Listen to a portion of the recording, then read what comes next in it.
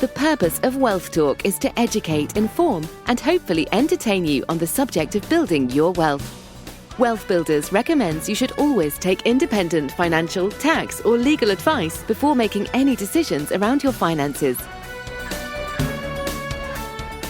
Welcome to episode 146 of Wealth Talk. My name is Christian Rodwell, the Membership Director for WealthBuilders, and I'm joined today by our founder, Mr. Kevin Whelan. Hello, Kevin. Hi, Chris. Good to be with you again. Yes, here we are. And we've got Ritchie Clapson today joining us for a conversation about property development, and specifically why now is a great time to start learning about property development. And Ritchie is the co-founder of PropertyCEO. So today's episode is really looking at your property business with more of a kind of bigger picture CEO type mindset. Well, I like that because there's a parallel with wealth building. You know, when we engage people in our Wealth Builder program, the Academy, one of the very first things we do is get people to think in that bigger picture, almost what we call the family wealth business. And you become the CEO of, or the managing director, whatever language works best for you, but CEO in this case, of your own wealth company, because you can't DIY this. That's the key, isn't it? With being a CEO, if I can keep my teeth in, encourages you to think about dealing and building relationships and managing expectations and outputs from a range of people. So it's a skill set, and it demands you thinking about what needs to be done, not doing it. Because most people who are doing property, or they think of the word property or property development, Chris, they think they need to be the doer, when the very opposite is probably the case. Yeah, and we're going to pull those lessons out today, absolutely. And Rich is going to show us why you don't necessarily need to have, a lot of property experience behind you if you're looking at this with that CEO mindset, because it's about, having a team, having professionals, people with that experience, and you're kind of at the top there, just directing and leading the way. So, lots to cover. And we know the last couple of years, the government have made changes, Kevin, making it a bit tougher for buy-to-let investors. So, there's people out there who are starting to look at commercial property and development as an alternative now. Well, quite rightly, and you'll hear, I suppose Ritchie will make the use of some language, which not everybody's in tune to every piece of language, but when you're building wealth, you're also expanding your wealth vocabulary. So one of the points he makes in that regard, Chris, is something called permitted development. I know he goes on to explain it, but in essence, it's the least risky strategy for many, because it allows you to take a building that's already got a use and just change the use. But the very changing of the use forces an appreciation of the asset itself. It means that, in simple terms, what's the cost of a piece of commercial property? X pounds per foot. What's the value of a piece of residential property? 2x per foot. So if you can turn something from X to 2X, and all you need to do is spend some time in managing the process of that transformation, and it isn't inordinately expensive. In other words, it's not the whole of 1X to get to 2, then of course you can make a profit. And more about that in the debrief. I think you make some very good points about how to make profit and what to do with that profit. And I think that's business lessons definitely worth learning, Chris, on the debrief. Yeah, and also just making me think back to a few episodes ago where we had Harriet Dunn. That was episode 141. Again, just looking at property with more of an entrepreneurial view, I guess. And she was talking about title splits in that case. But same with Ritchie here. It's looking at a piece of property and just looking at, what could this be and how can you change, the look and feel of it. And as you say, increase that value. Yeah, so let's dive into that conversation, Chris. I'm sure it's going to be a fascinating one. Ritchie, we're live and welcome to Wealth Talk today. Good morning. Good morning. We are live. That's good, isn't it? Look, we can poke us. We can move around. I think we're definitely live. That's it. We're pushing the boundaries. We're streaming actually as we're recording this. So if you're on the social medias, then do say hello. Ritchie, great to have you on. A good friend of WealthBuilders. For those that haven't perhaps come across and recognise your name before, would you like to just give a brief introduction to yourself and your company, please? Can't believe no one would know me.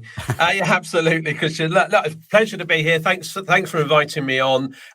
Good friend of you folks up there. So that's great to be here. Ritchie Clapson. I'm a chartered structural engineer by profession, and I've been around this industry for quite a while. Those that actually can visually see us rather than just listening to us might guess that just by looking. So I'm not a spring chicken, and I run a company called PropertyCEO.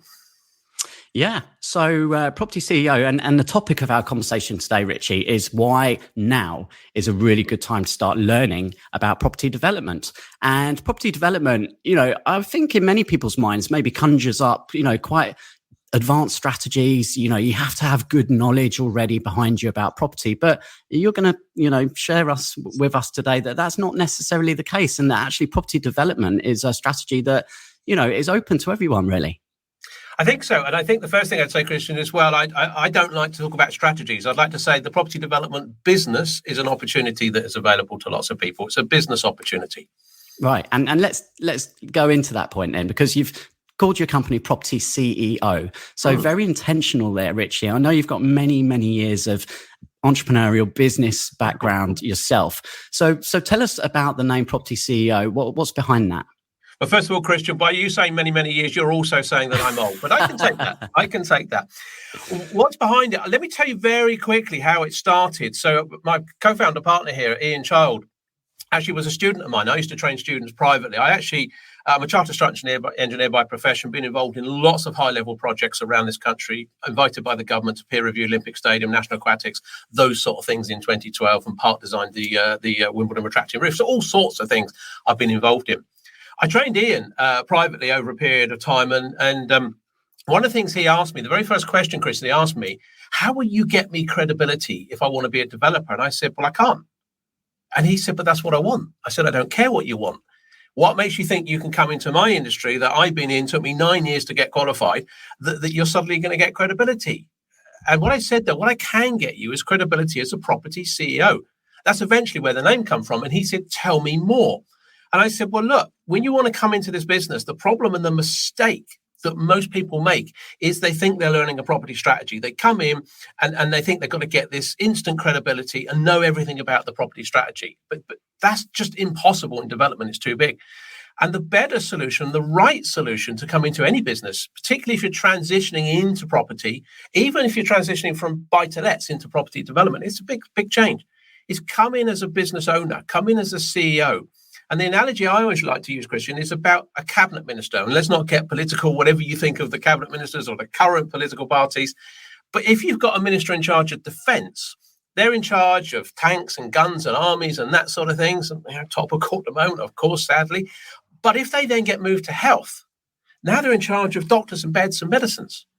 Well, did they know anything about tanks and guns, not being political? Or do they now know anything about hospitals and beds? No, they don't. How do they do it? Well, what they have, in theory, is ministerial skills. They act as a CEO and they have a bunch of advisors around them. And that's really the principle here is that if you come in and you transition into this business and you want to be successful, transition as a business owner. There's a number of skill sets that you need to do that. And if you have those skills, you can transition in and run a property development business. So that's where the name, when we actually decided to set the business up, came from, is be a property CEO. Okay, so digging a bit further on that then, what are some of those core fundamentals of thinking like an entrepreneur, thinking like a business owner, Ritchie, that you think, everyone really needs to, have as their foundation? I think the first of all foundation, Christian, is some skill sets. Okay, 4 skill sets that you need to be the CEO of a company. And there's one which I think is probably the most important. You need some organizational skills. So you need to organize yourself. You need to organize other people to do different things. Now, a lot of people out there in a senior management position or running a different business have probably got those. You need some management skills, okay? You need management skills to manage people, again, manage processes to make sure things happen. You need decision-making skills. There's no point being sat on the fence. There's no point being indecisive. It's like these cabinet ministers that I just referred to. Ultimately, the buck stops with them. People look to them to make a decision. They get all the information. They can ask questions, but then they've got to go, right, we're going to go that way or this way. And it's exactly the same. You've got to have decision-making skills. You've got to be decisive. And fundamentally, I think probably the most important, you've got to have people skills. This is a people business like any other business. And the construction industry, in lots of ways, particularly development, is archaic. You've got a whole bunch of people, but hands-on people building stuff with thousands of different components, which is bizarre. And it's all built in, out in the great British weather. Whereas, we manufacture cars and all sorts of other things, with robots in confined spaces, yet we build houses with hands. And it's bizarre in a way. But a huge amount of people involved, professionals, right the way down to all the guys and girls on site. So people skills are absolutely fundamental. I mean, beyond that, you've got to have the ability to think out the box. You've got to be creative. Number one, you've got to be entrepreneurial. Having said that, you see, people say, well, I'm not sure if I'm entrepreneurial. I'd say probably anyone listening to this podcast will be entrepreneurial, because if not, you'd probably be watching a soap on the telly. If you're listening to this, you probably have an element of entrepreneurship about you. Yeah. And so who really would you say are the kind of the people that you attract towards Property CEO, Ritchie? Who's the typical kind of client that you'll find who wants to work with you? They're quite diverse. I would say we will attract slightly more mature people. And no disrespect, we do have younger people, but on balance, we have an older demographic, and I would say generally above 40. Yeah, we have people younger than that, but our majority of people are between 40 and 60. We attract people that I guess are looking often for that next stage, or realizing, from a future proofing pension perspective, or however you want to look at it, they just maybe haven't got what they want. So they need to build that wealth around them, and property is one of those strategies they're looking at. So we get a lot of people that sort of come around from that side. I guess in terms of the type of people that we get, they're often, senior, middle management, at the least in terms of what they've done. So we've attracted restaurateurs, people that run their own restaurant businesses. We've attracted police officers, IT consultants. There's a lot of individual, almost entrepreneurial people. But when I talk about police officers, we've got institutional type people that's come across, but probably held a fairly senior position. So slightly more senior people in terms of the positions that they've held. They probably touched and had a bit of experience about maybe being a bit of an entrepreneur. But fundamentally, they all have a need or a want. Because we have some people that are just wants. They just want to do this to prove to themselves. I guess the majority have a need to actually create some lumps of money. And they perhaps got to a point in life, which often we all have got to at some point, where we go, we just need some lumps of cash. We just don't have enough money around us. And property development, when people look over the fence, Christian, they look into it, I think they can see that it has the potential, if they believe they can get there, and of course that's the reason they come to us, to see if they can, it's got the potential to earn them some significant six-figure lump sums of cash. Now, leverage is a word that we use often at WealthBuilders, Ritchie. It's key when it comes to building wealth. And there's different types of leverage. You can obviously leverage money and finance, but leveraging your time as well. And talking about the type of people there, the restaurateur, these are busy people, right? These are people who are running businesses already. They might be thinking, well, how can I possibly, start thinking about developing property? So, how can property development, allow someone to leverage their time more than perhaps, other areas of property? Well, so difficult to comment too much on other areas, because there's not areas that I'm involved in.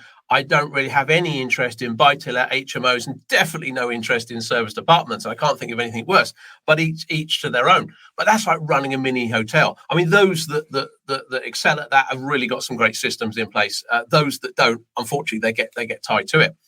I think in terms of property development, and I love the fact that you picked up on leverage, because we talk about leverage is key, okay? We have 8 pillars that we teach around, and our third pillar is all about leverage, okay? It's all about leverage.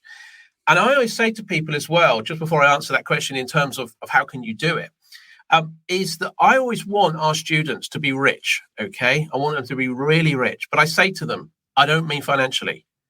By default, if you do this well, you will be rich financially, whatever that means to you. And it means different things to different people. But I want you to be rich in time.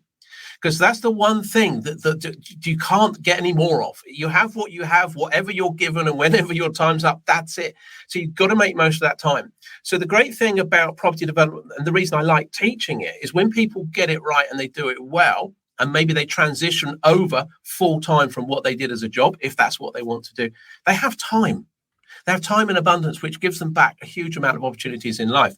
So in terms of getting there, how do you get to that point with time, and can you do it? We have quite a few students who are in full-time jobs. One of our students, just an example, I won't name him for obvious reasons, is a director of an airline company. He flies planes. He lives abroad, and he's developing in the UK. Okay, he's highly leveraged. He's taken on board everything we told him and created some brilliant systems. I mean, if you want a model student, he's one out there. Does he work hard at this stage to do it? Yes, he has. So he's got a full-time job. He has flexibility. If you don't have any flexibility, you're tied into a job 9 to 5 and you can't take a single phone call or step out, you're probably going to struggle.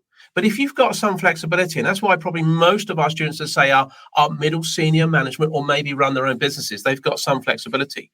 Many of our students are running their business alongside. In fact, I spoke to a new student the other day who said, I'm thinking of giving up my position. Should I do it? And I went, absolutely no way. You're putting too much pressure on yourself, because development's a long game, okay? It's not get rich quick financially. So it's going to take you 18 to 24 months after you've been educated. And I would say it wouldn't I, but I sincerely believe you've got to be educated, because if you give this a go, you could fall flat on your face. And I don't want that for anyone. But this particular individual, I said, don't put pressure on yourself. Stay in your job. You can run this alongside. He has flexibility. He's fairly senior management position. Now, it's not like a buy-to-let where you can go and meet an estate agent or look at a viewing on a weekend and evening. No, we're talking primarily B2B. This is about dealing with other businesses who work during normal business hours. So you've got to have that flexibility. But because you are the CEO, and you're stepping up to development, the great thing about this, Christian, and I think the thing about development, this is not flips. We're talking about, getting and doing development, which could be new build. Largely, we focus people on repurposing buildings, because that's the least risky route in terms of doing it, because you've got all your permitted development rights.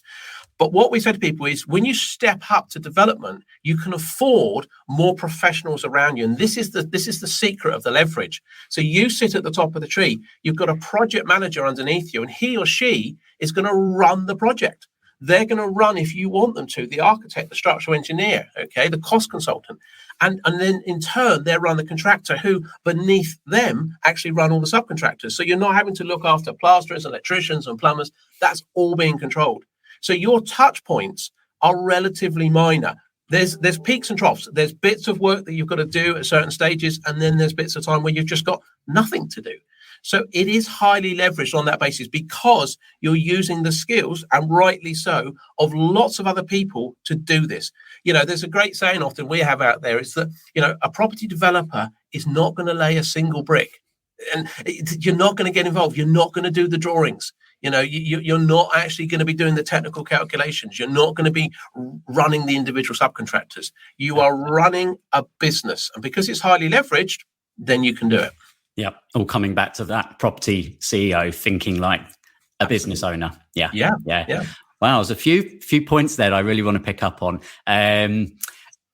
Let's start with the 8 pillars you mentioned there, Ritchie. Now, we've got 7 pillars at WealthBuilders, the 7 and only 7 assets that you can use to build recurring income. So perhaps just briefly take us through what those 8 pillars are, because for someone listening now who thinks, well, this all sounds good, but perhaps I still don't fully understand what is life as a property developer. What does it look like? What do I have to do? How do I go about finding deals? Where do I find money? So maybe you can wrap all of that up in a kind of simplified version for us. I'll try and wrap it all up in a simplified version. But yeah, we picked you at the post. I know you got 7, but because you had 7, we had to have 8. I mean, first of all, you've got to think of this as a business, okay? And it goes back to the original point. You are running a business, and just happens to be property. It could be anything. All businesses, and I used to do a lot of business mentoring. I used to have 8 pillars that we used to run businesses around, operations, marketing, sales, HR, et cetera, et cetera. 8 pillars is what I've always framed around development. It's a system and a process. Before I just tell you what the 8 pillars are in a minute, and I'll answer those questions that you've mentioned. But the bottom line is, it's a system and a process. And this is why I want you to have this thinking if you're going to transition into this. How can a young 17, 18-year-old run a McDonald's? It's because they're given a manual. They're given a system and a process to follow. And McDonald's are very good at this. There are lots of other brands do a similar thing. Costas, they have a franchise model and you get a manual. Run the manual, you deliver the business. And in lots of ways, property development is no different. When you know the system and processes, when you've got the manual, you're sort of halfway to success already. And that's the business side of it, okay? Because you need to know all of these bits. The 8 pillars, I'll tell you what they're made up of. Pillar 1 is credibility and brand. And it's important that you actually have credibility. You do not have to brag. One of the biggest problems, Christian, in this industry, people go out and they go, they have to brag and pretend they've been in this industry. But people like me who've been in the industry, you can sniff that a mile off. People come in, when they're blagging. You don't have to do it. But there is a way that you build credibility out of the blocks around your brand that people take you seriously because you're the CEO. You're acting like a CEO. If Richard Branson wanted to start up a property development company, no one would question him. No one will question you if you go about this in the right way, and they will support and want to work with you. Pillar 2 is all about business, okay? It's the business structure and a business plan. Most people have never written a business plan in their life, so we're very much about writing a business plan, which sort of goes hand in hand with what you folks talk about there at WealthBuilders, about having this sort of plan around your 7 pillars of building your wealth. Well, if one of your pillars is property, within that you need our pillar 2, which is about having a business plan. And then, Christian, understanding the company structure. How is the business going to be structured? Because if you don't structure this right, you're going to end up paying more tax than what you need to. You've got to get it right in conjunction with your other businesses or if you hold portfolios. Pillar 3 is the wonderful leverage, okay? And that is about leveraging your professional team. This is you being the conductor, running a bunch of professionals underneath you with many, many years experience. That's leverage, and it's leveraging all that. This is why you don't need to brag, because you are just heading a team with more knowledge than you'll ever need. So that's where pillar 3 comes in. 4 is all about finance, okay? Common question, can you do property development without any of your own money? Yes, you can, but it's a damn sight harder, okay? But it is possible. But it's a lot less money. I mean, I can tell you, just to give you a headline, because a lot of people think you need hundreds of thousands of pounds. Typically, what might you need to put into a buy-to-let deposit? Maybe £50,000. You can get into property development, okay? If you had £12,000 to invest, maybe you had 20,000 for a few bits of fees and other bits and pieces, aside from any training you might need to do. If you had £12,000, say 12 to £20,000, you can leverage your way to circa 200, 250,000 profit. It's highly leveraged in terms of that, because if you go down the route of permitted developments and repurposing of buildings, all of the money is out there to support you. Whether you've got some of your own pension money, and as obviously that's a great way to purpose it, but you've got to get that right. So obviously working with people like yourself, but bringing in the commercial and the private investment alongside. Pillar 5 is deal sourcing, okay?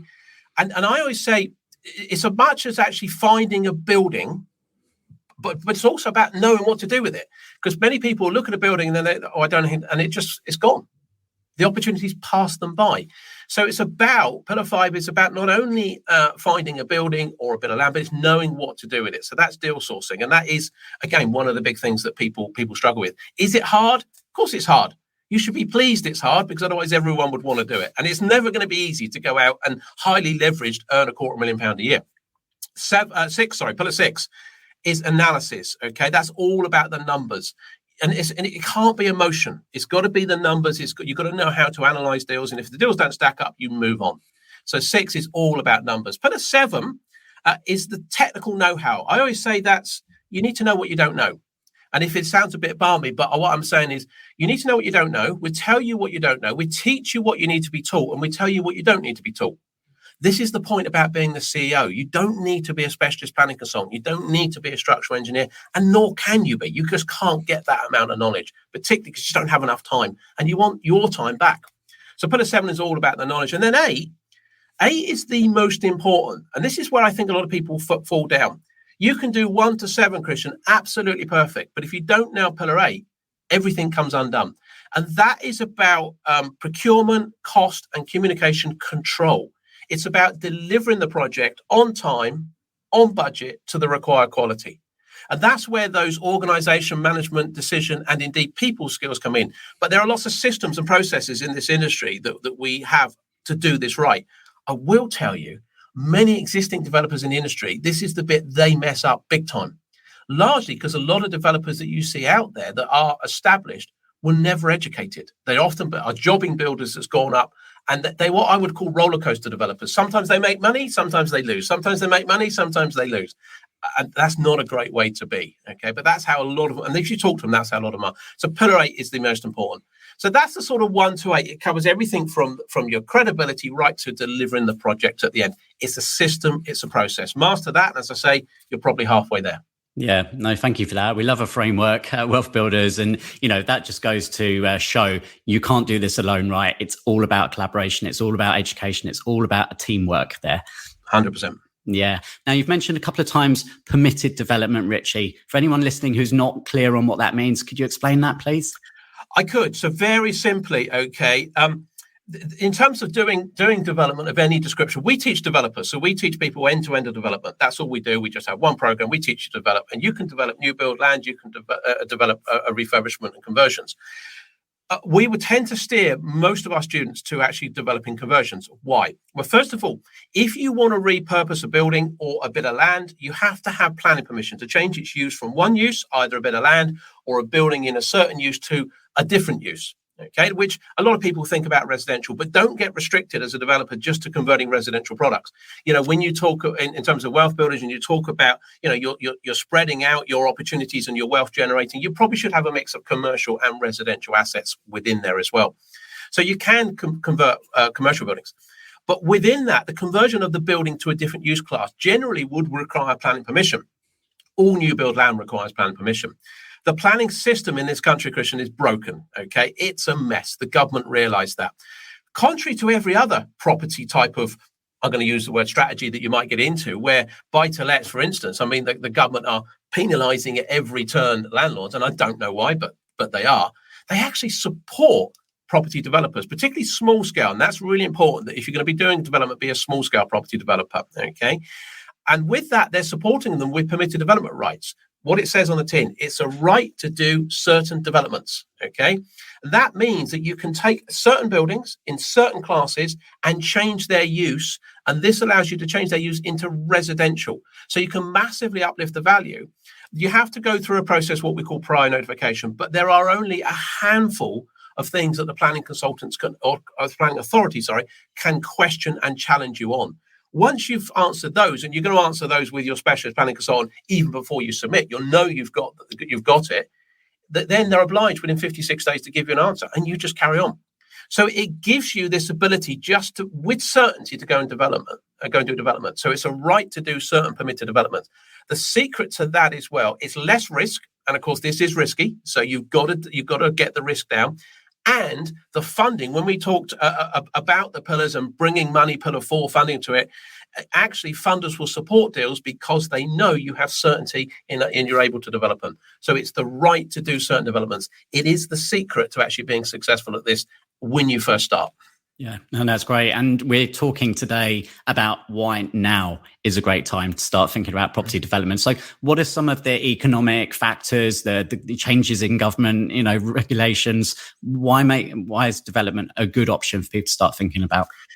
Well, I think, development's always been a good opportunity. And I think, one thing, just as to answer this question, a lot of people talk about what goes on in the world, okay? And there's lots of things going on in the world at all different times, unfortunately. And, you should never use that as a reason not to do development, because development, and like a lot of businesses, if you actually do it in the right way, you're okay. We had Brexit, we had COVID, we've got the unfortunate situation going on in Europe at the moment. But in terms of all the other factors that's come together, and a lot of these things that's gone on, a lot of these negative situations, unusually, one might say, they actually create a positive situation for developers.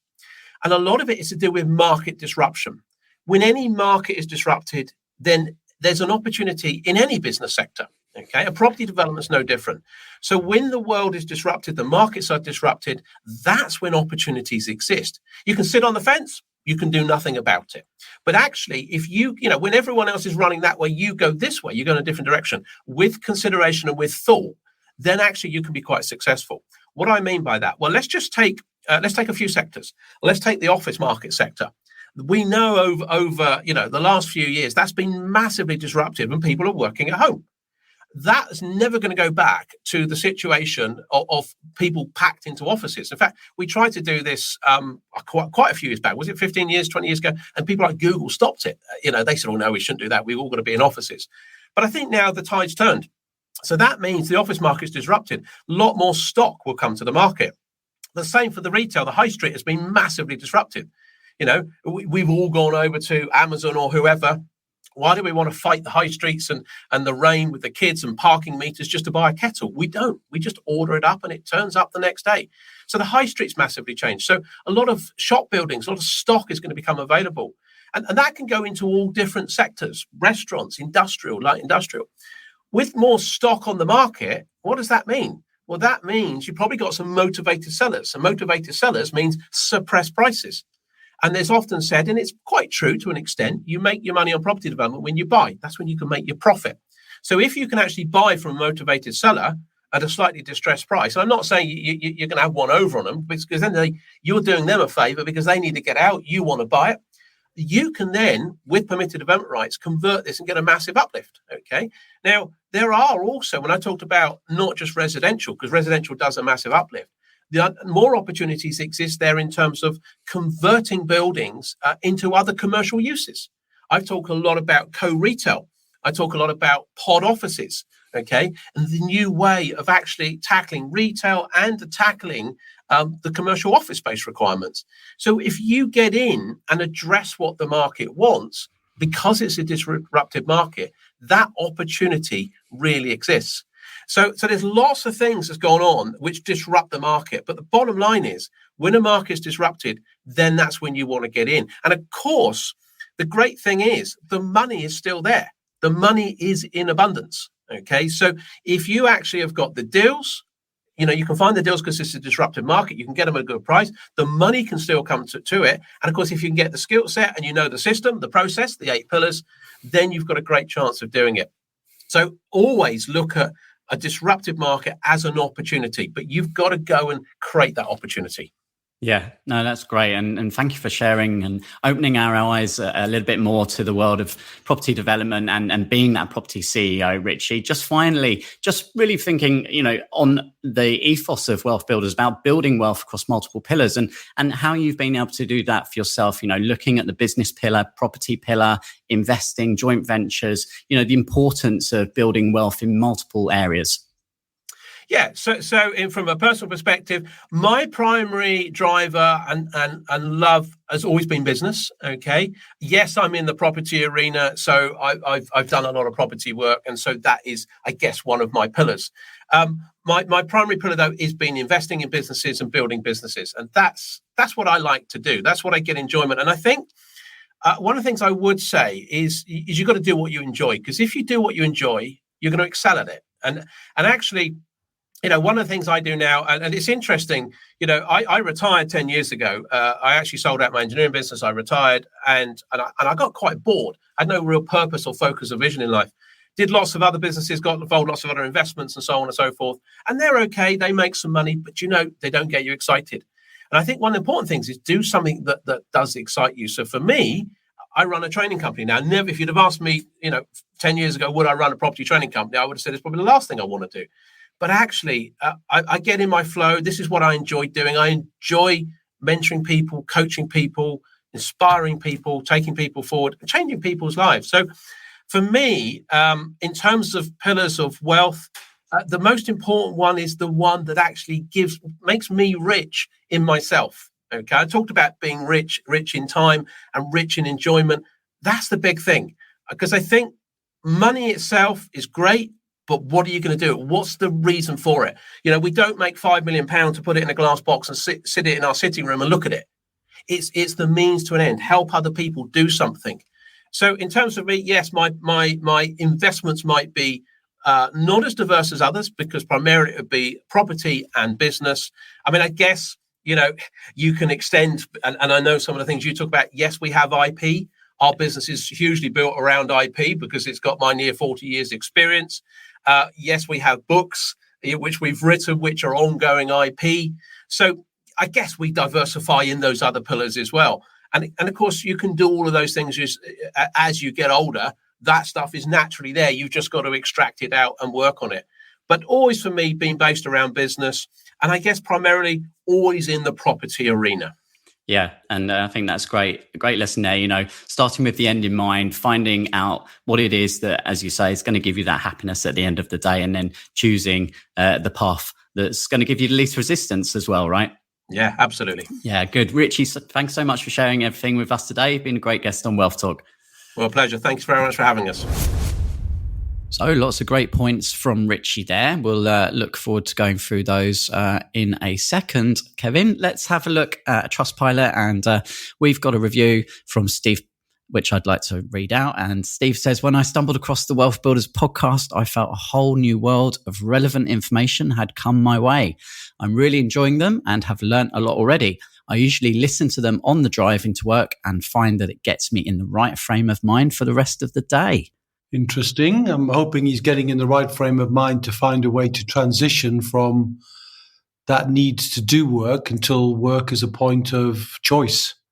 Yes, and doing what you love, which is the point that Ritchie left us on there. And obviously it's important, right? I mean, the whole wealth building is to have a life of more freedom, more time, being happy at the end of the day. But we know that's tough for people, Kevin, and things that hold people back. And one of the first steps, certainly in the Wealth Builders Academy, is helping people kind of focus on what gets them into flow.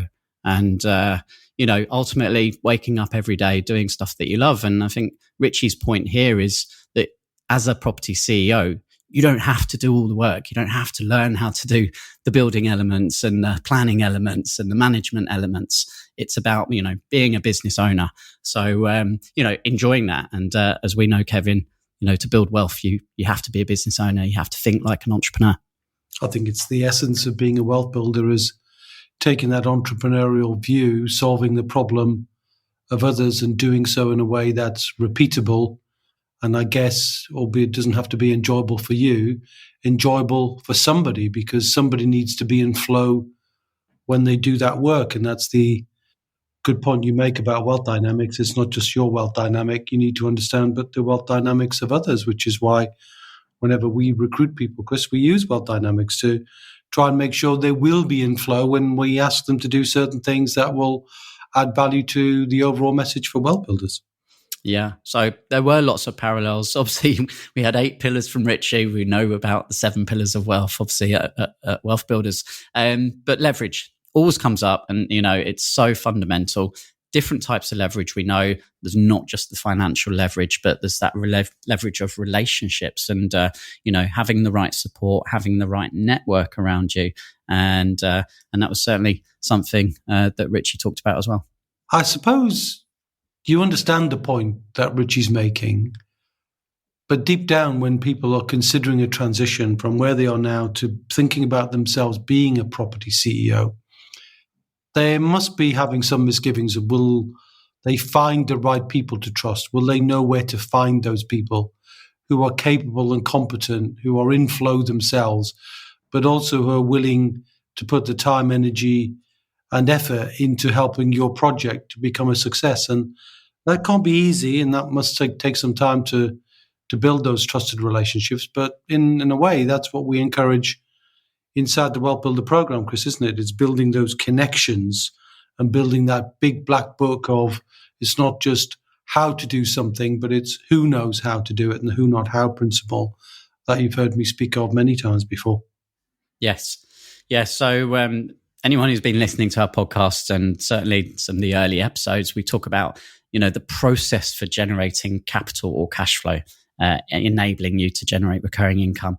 And that process that we teach, Kevin, is the Wheel of Wealth. And the Wheel of Wealth, the first step is to get the right education. And Ritchie talked about, his passion for helping others, and obviously many years experience. He's able to pass on all of those lessons, mistakes, and learnings to his clients as well. And Ritchie has actually very kindly offered listeners the opportunity to go and spend a half a day at training session hosted by himself and his business partner, Ian Child. And that session is completely free, and they run those regularly. So I'm going to link to that in today's show notes. So if you'd like to actually spend time find out a bit more about property development and why now is a really good time to start learning about that, then just head to the show notes now, click on that link and get yourself booked in. And Ritchie will be very pleased to see you. I think it's important as you consider how you build your wealth and see yourself as a business owner and entrepreneur, that you begin to think about choosing your niche. So, Chris, those who've had experience within the Wealth Builder program, we talk about the 3-pin plug, the power that gives a business real oomph for the potential of creating a wealth building business rather than a business that traps you inside the business. The first is creating your niche. The second, the business needs to be able to work without you. And the third is creating recurring income. Well, certainly 2 out of 3 are right here, aren't they, really, in terms of creating your niche. He's suggesting that with the challenges government and the economy has brought, that there are new opportunities in property to take yourself into the permitted development route or into repurposing commercial properties, commercial to commercial, I think he refers to it. And we heard that quite recently, I think, Chris, from Luke Spikes. Do you remember you did that interview? Absolutely. Yeah, sure do. Yes, that was obviously kind of bringing a co-working into, space that's now available. So yeah, absolutely. Lots of different opportunities there. Yeah. And I remember Luke saying, there's a drive of people away from retail, but he was therefore driving himself towards it. And I think that's important, that it's not to follow the herd, but to become outstanding in your own niche and be willing, I suppose, to look at where other people are finding challenges and see if you can solve those challenges. And I suppose that's what we do in the world of SSAS pensions, Chris, as well, where, most people have a traditional pension that causes them pain, frustration, and disconnection, and we turn that into a much more powerful vehicle. But we have to deal with the pain that pensions are not fun, but if we do find a solution, then people will find their way to jumping into that solution, which serves them and serves us as a business that supports that need. And we're delighted to be, talking with Ritchie about how to do that in the field of property development. Scary for some, but that's the point, isn't it? If it scares off the average person, then if you can move towards it when other people are moving away from it, it can give you a rich opportunity to build your wealth in there. So I'd encourage you to take a look at what Ritchie has to offer at the Property CEO. Yeah, definitely. Don't forget to hit the link in the show notes if you want to join Ritchie. And, if you're not on our mailing list and getting notified through emails about all of the events that we're running as well, webinars around wealth building and also SSAS pensions you mentioned there, Kevin, then head over to wealthbuilders.co.uk/membership. Lots of free resources there for you, and that will ensure that you never miss out on anything that we've got coming up. So, I think that pretty much covers everything for today. No, I did say I'd make one more point, Chris. Did you? About that. So I said we'd talk about profit. One of the things I've noticed when I talk to business owners, and I talk to a lot of business owners, Chris, and what I notice is whenever I ask them about their strategy, and I suppose, I'm really quoting a little from Michael Gerber's book, The E-Myth, a seminal book on why most businesses don't work and what to do about it. And he has a view, and I completely appreciate the view, which is the purpose of a business is to sell it, and that you see your business as the commodity. Therefore, you're the CEO of a business that works. And I think that's the parallel with Ritchie. But when you make profit, instead of just seeing the purpose of work is to make profit, the purpose of making profit is to make enough profit for the work to be done without you. So the residual profit you can use to fuel the life that you want, or to reinvest that profit into assets that can fuel the life that you want permanently.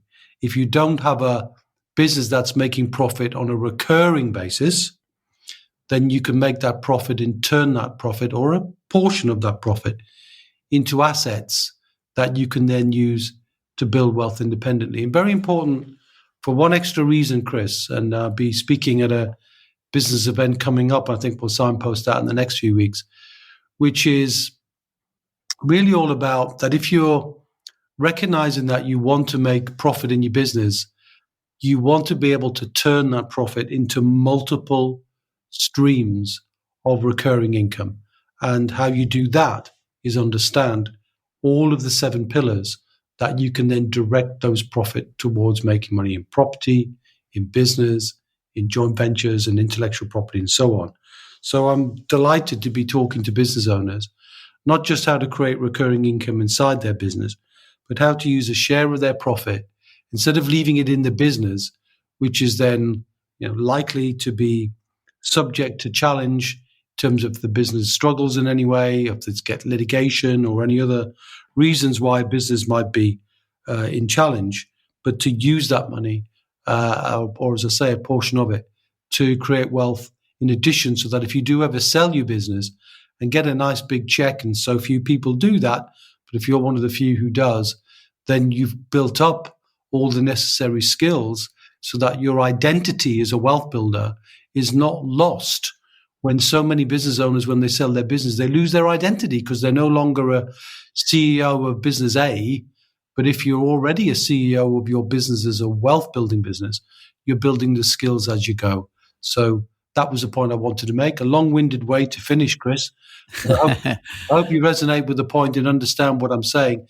Business owners should be building their wealth alongside their business, so they build the skills necessary. So if they do sell it, they know what to do with their money when they do. Yeah, good point. Well made. And you referred to the presentation, and we're going to try and get a recording of that. So in the next couple of weeks, hopefully we'll be able to replay that one for our listeners as well. So something to look forward to. I look forward to it too. All right. Well, I look forward to us catching up again, same time, same place next week. Thanks for listening today. Okay. Until then, my friend, see ya. We hope you enjoyed today's episode. Don't forget that we are constantly updating our resources inside the Wealth Builders membership site to help you create, build, and protect your wealth. Head over to wealthbuilders.co.uk/membership right now for free access. That's wealthbuilders.co.uk/membership.